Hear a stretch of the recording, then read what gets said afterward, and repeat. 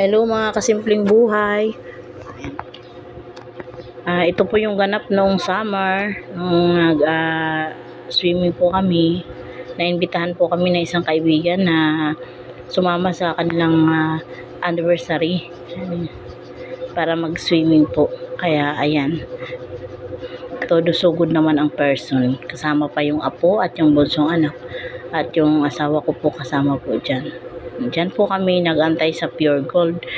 Kasi dyan po yung usapan namin na pagtagpo ng mga kasama namin. Dyan po yung tagpuan. Pero sa mga oras na yan po ay wala pa po sila. Dahil po maaga pa po yan. Early bird po kaming dumating dyan. Ayan. At magkatapos po, dumating na po kami sa swimming pool. Dito po yan sa may Angat. At yung apo ko po, nainip na po yan. Gusto na po niyang maligo. Kaya nagyaya na po yan siya na maligo na raw siya. Kaya sa ilang sandali lang po ay pinagbigyan ko na po siya na maligo kasi yung tita niya ay naligo na. Kaya akyat na po kami doon. Punta na po kami sa may swimming pool. Ayan, pagkatapos po ayan, lumublob na po siya dyan. Tuloy-tuloy na sila ng tita niya dyan, naligo. Hanggang sa maghapon po yan. Yan kasing batang yan kapag naligo po yan, ayaw po niya ng umaahon. Gusto po niya tuloy-tuloy kahit walang kain. Pero syempre po pinaahon ko po yan at pinakain ko. Bawal po kasing magkalat yan ng pagkain. Malinaw po yung tubig dyan sa paligid. Dahil yan po ay running water. Dito po yan sa may Angat, Bulacan. Private resort po yan. May Almana, Gumang Albert Resort. Kung nais nyo po na magligo po dyan, may experience po maligo dyan sa running water na napakalamig, hanapin nyo lang po yung kanilang page. Madali lang po at mura lang po dyan, affordable po yung price dyan. Tapos po ayun po, nandun na po yung asawa ko, naligo na rin po. Siya po yung pinagbantay ko dyan sa apo ko dahil ayaw nga po umahon kasi pag yung tita po niya, inaasar lang po siya niyan. At hindi naman po mapagkatiwalaan yung tita dahil bata pa rin po yun. Kaya ayan po, umahon po siya dyan, kumapang. Kasi yung salbabida po niya na walan po yun ng hangin, pinalubo pa po yun ng tita niya. Hinihingi na po niya kasi sasakay na naman siya. Gusto naman niya maglangoy-langoy. Ayan. Nagsusumbong ako yan, nagsusumbong siya sa akin. Ang tita daw niya. Tapos yung tita naman niya, nasa malaling bahagi pa yan. Sabi ko, ilapit niya, baka malunod. Kaya nilapit naman niya. Pero hindi siya nagpapaba. Gusto niya siya lang ang bababa. Lipat siya sa kabila. Hindi siya komportable bumaba doon sa tita niya. Gusto niya siya lang mag-isa. Kaya ayan na. Lulusong na naman siya. Di man lang yung batang yan nilalamig kahit na ang lamig-lamig na tubig dyan. Para siyang cold spring. Dahil yung tubig nga po ay running water. Diyan po sa gitna nagkaroon na po din dyan ng tubig. Dapat dyan siya pero ayaw niya. Gusto niya dun sa malalim. Gusto niya lang magsalbabida. Kaya tuloy-tuloy lang po siyang nagsasalbida dyan. Nagtulanang-langoy.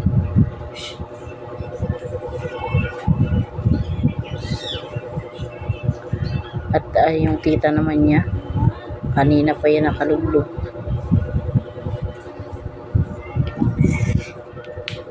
Ayan. Sa kabilang swimming pool naman po, para po yun sa mga matatanda. O doon sa mga bata po na malakas ang loob, doon po sila haliligo.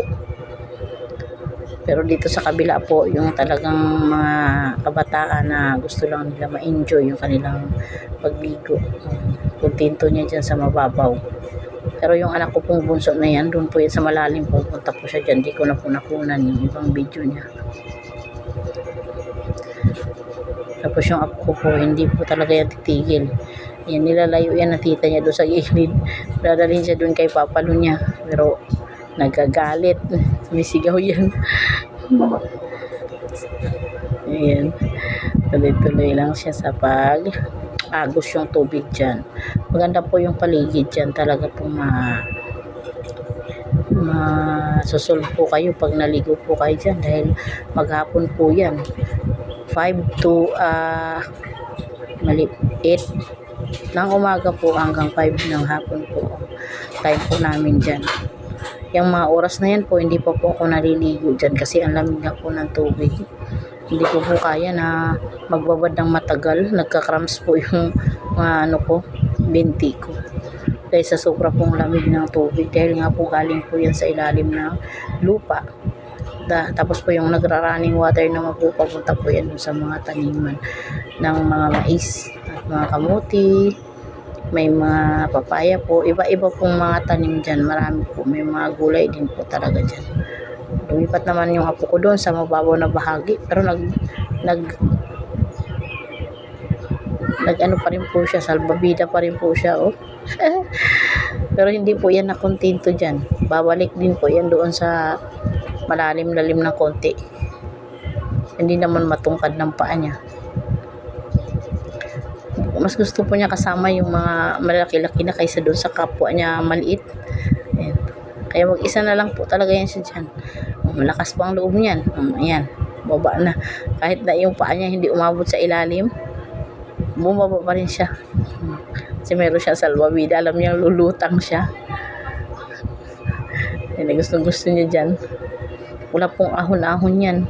Pero pinilit ko po yan iahon dahil makakain pa po siya. At ayun nga po, punta na po dyan sa lulo niya. At yung lulo naman niya magpapahilot dyan, para ka kasing hinihilot dyan. Yung likod mo itapat mo dyan, ako ang sarap pong pakiramdam, para pong minamassage ka dyan ng tubig, maagos ng tubig. At yung ibabaw naman po niyan, mayroong pong net dyan, pangharang po yan sa araw. Kahit nga po wala na po yung net kasi ang lamig po ng tubig pero nilagyan pa rin po ng may-ari, at saka para yung mga dahon na nalalaglag hindi po mapupunta doon sa pool. Ayan, kaya masaya po magkakasama, magkabanding yung mga kabataan, mga kaibigan po natin. Minsan lang naman po yan, pag ganyan po mga pagkakataon na mag-outing po tayo. Sana po kayo din po ay makarating po dyan. At yan, bumaba po ako dyan para mag-videohan ko po yung buong paligid. Maganda po dyan sa paligid po na yan, malawak po yan dyan. At may mga bilyaran pa nga po yan, at mayroon pa po yung videoke. Dyan po sa mga bahay kubo na yan, pwede po dyan magpa-picture. Hindi ko lang po alam kung pwede dyan maghiga, pero mayroon pong higaan yan doon sa taas. Salamat po, please follow and share po my video, Simpleng Buhay, at may YouTube channel po, Lavandera Mini Vlog. Yan, maraming salamat po sa inyong support. Pauwi na po kami yan, ready na po kami para umuwi na po.